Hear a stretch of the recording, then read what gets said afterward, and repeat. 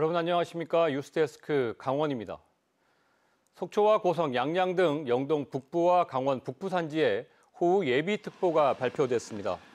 기상청에 따르면 내일부터 모레 새벽까지 강원 영동에는 시간당 10mm 이상의 많은 비가 내리겠고 특히 내일 오전 6시부터 9시 사이 영동 북부에는 동풍이 더욱 강해져 시간당 30mm 내외의 매우 강한 비가 내릴 것으로 보입니다.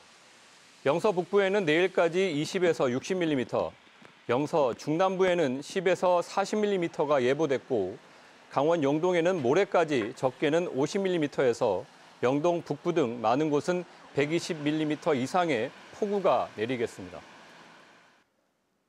해양경찰이 오는 8일까지 연안사고 예방을 위해 위험예보, 주의보 단계를 발령했습니다. 이에 따라 해경은 각 지자체에 대국민 홍보를 위한 재난방송 송출과 방파제와 산책로 등의 출입 금지 조치를 요청하는 한편 사고 발생 가능성이 높은 지역을 중심으로 위험구역 순찰을 강화할 계획입니다. 한편 오늘 오후 3시쯤 양양군 현남면 죽도해변에서 서핑을 하던 30대 남성이 의식이 없는 상태로 병원에 이송됐습니다. 관광객이 신고를 받고 출동한 속초해경은 바다에서 남성을 구조해 심폐소생술 등 응급 조치를 실시하고 119 구급대에 인계했습니다. 지난달 말 홍천군 내면의 한 식당에서 난 불이 점포 4곳을 태운 화재로 번졌습니다. 다행히 인명피해는 없었지만 큰 재산 피해가 났습니다. 왜 이같이 피해가 확산됐는지 이송미 기자가 집중 취재했습니다. 점포는 앙상한 뼈대만 남긴 채 처참하게 무너졌고 간판이 붙어있던 자리는 새까맣게 그을렸습니다. 불이 난 건 지난달 30일 오후 2시쯤. 목조 건물 식당에서 난 불은 인근 정육점 등으로 옮겨붙어 삽시간에 4개 점포를 모두 태웠습니다. 소방차가 오기 전에 이미 우리가 응급조치를 막 하고 있고 소화기를 쏙 불이 붙기 시작하니까 옛날 고가구다 보니까 정신없이 붙는 거예요, 불이. 50년이 넘은 낡은 건물이다 보니 스프링클러 같은 소화시설과 비상경보시설은 없었습니다.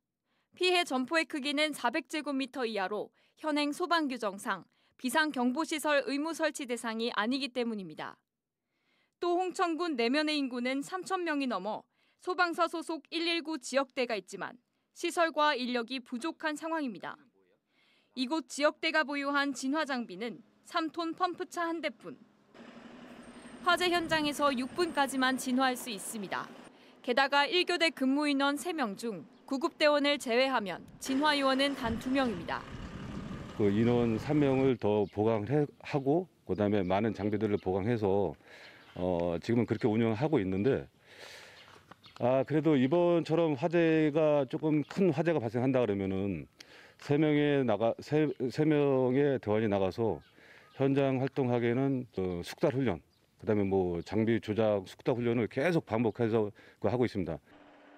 큰 불이 나면 안전센터나 다른 지역대에서도 2차 출동을 하지만 자동차로는 30분이 넘습니다. 결국은 소방 업무를 보조하는 주민의용소방대에 의존할 수밖에 없는 상황. 취약하고 문제가 있다고 하는 그 관점으로 보는 거는 맞는 거든 같아요. 더 출동 골수가 많고 더 그런 화재가 많고 그다음에 여러 가지가 많은데도 인력이 부족하다고 그러고 이 인력 배치에서는 어려운 부분이 아닌가. 소방당국도 최근 화재 취약 지역의 문제점을 보완하기 위해 3명씩 9명이 3교대로 근무하도록 인력을 충원했지만 모두 법적 최저 수준입니다. 119 지역대의 대형 펌프차와 특수 진화 장비를 확충하고 화재 취약 시설에 대한 자체 소방안전 시설을 보강해야 한다는 지적이 나오고 있습니다. MBC 뉴스 이송미입니다. 지난 2019년 문을 연 해안 탐방로인 삼척초곡 촛대바위길엔 코로나19 상황 속에서도 50만 명이 넘는 관광객이 찾았습니다. 촛대바위길이 인기를 끌자 삼척시가 탐방로를 연장하기로 했습니다. 배원한 기자입니다. 눈이 시리도록 푸른 바다와 신이 빚어놓은 듯한 절벽이 장관을 이루고 있습니다. 용이 승천했다는 용굴고와 촛대바위, 거북바위 등 바다의 우뚝 선 바위도 기이합니다. 너무 이 거리도 길도 너무 잘 해놓고 물도 좋고 너무 깨끗하고 환경이 너무 좋아요. 총 사업비 94억 원을 들여 지난 2019년 7월 완공한 초곡 용굴 촛대바위길 660m 구간엔 전망대와 출렁다리, 데크길 등이 갖춰져 있습니다.